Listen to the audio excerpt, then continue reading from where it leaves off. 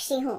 लोग मुझे बस चिड़िया कहकर पुकारते हैं, लेकिन मेरी भी एक कहानी है, मेरे भी सपने हैं, मेरा भी दर्द और मेरी भी आजादी की चाह है।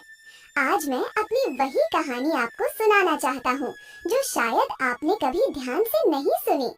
मेरा जन्म एक घने जंगल में हुआ था, ऊंचे ऊंचे पेड़ों के बीच पत्तों से बने एक छोटे से घोंसले में। मेरी माँ बहुत मेहनती थी और मेरे पिता बहुत साहसी। सुबह होते ही माँ मुझे दाने खिलाती और पिता उड़ना सिखाने की कोशिश करते।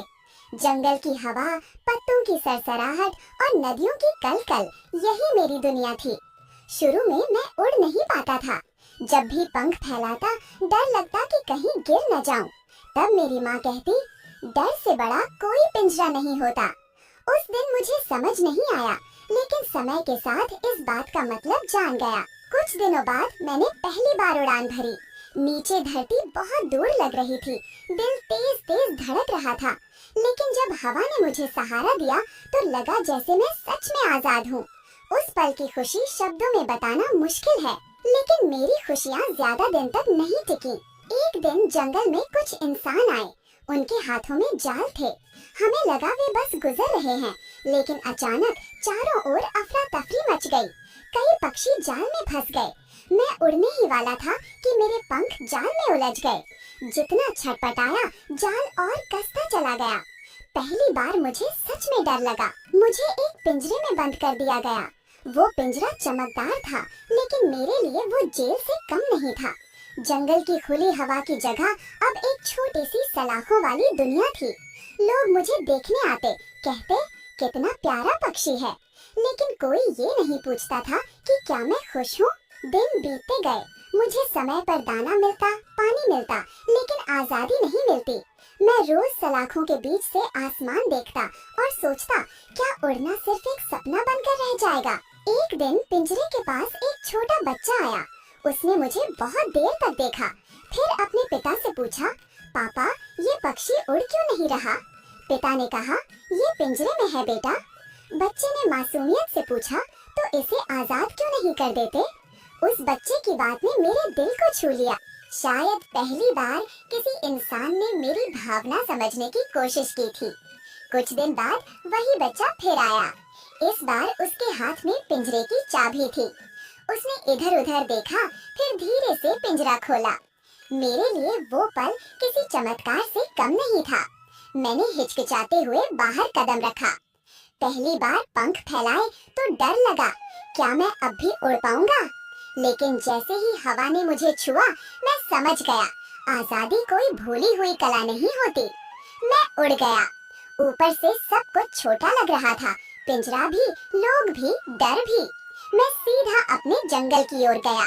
पेड़, नदी, आसमान सब मेरा इंतजार कर रहे थे। उस दिन मैंने जाना कि असली खुशी आराम में नहीं, आजादी में होती है। आज मैं फिर उसी जंगल में हूँ। अब मैं सिर्फ उड़ता नहीं, बल्कि बाकी पक्षियों को भी सावधान करता हूँ। मैं उन्हें बताता हूँ कि इंसानों से डरना नहीं, लेकिन समझदारी जरूरी है। मेरी कहानी सिर्फ मेरी नहीं है, ये हर उस जीव की कहानी है जो आजाद पैदा होता है, लेकिन किसी न किसी पिंजरे में बंद कर दिया जाता है, चाहे वो पिंजरा लोहे का हो या डर का। अगर कभी आप किसी पक्षी को पिंजरे में देखें तो मेरी कहानी याद करना, क्योंकि उड़ने का हक सिर्फ पंखों का नहीं, आत्मा का भी होता है। आजादी मिलने के बाद मेरी जिंदगी बदल गई थी, लेकिन मेरी सोच उससे भी ज्यादा बदल चुकी थी। अब मैं पहले जैसा नासमझ पक्षी नहीं रहा था। पिंजरे के दिनों ने मुझे सिखा दिया था कि आजादी की कीमत क्या होती है और उसे खोने का दर्द कितना गहरा होता है। जब मैं वापस जंगल पहुंचा तो सभी पक्षी बहुत खुश हुए। मेरी माँ की आंखों में आंसू थे और पिता ने अपने पंखों से मुझे गले लगा लिया। सबने समझा कि मैं अब हमेशा के लिए सुरक्षित हूँ, लेकिन मेरा मन बेचैन था।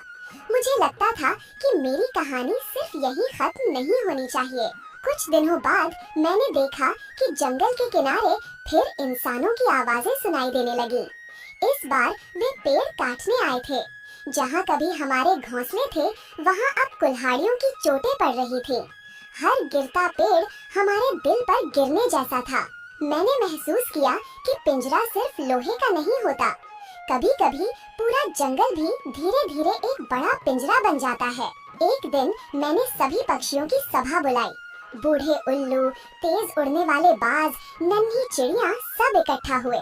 मैंने उन्हें अपनी कहानी सुनाई और कहा, अगर हम चुप रहे तो एक दिन हमारे पास उड़ने के लिए आसमान तो होगा, लेकिन बैठने के लिए पेड़ नहीं। पहले सब चुप रहे। फिर उल्लू ने भारी आवाज में कहा, हम छोटे हैं, इंसान बड़े हैं, हम क्या कर सकते हैं? मैंने जवाब दिया, हम आवाज उठा सकते हैं, मिलकर रह सकते हैं और सबसे जरूरी डरना छोड़ सकते हैं। हमने तय किया कि अब हम बिखरे नहीं रहेंगे। अगर एक पर खतरा आएगा तो सब साथ होंगे। धीरे धीरे जंगल में ये संदेश फैलने लगा। पक्षी एक दूसरे को सावधान करने लगे। कहीं जाल दिखता तो चेतावनी की आवाज गूंज जाती। लेकिन इंसान सिर्फ जंगल तक ही नहीं रुके।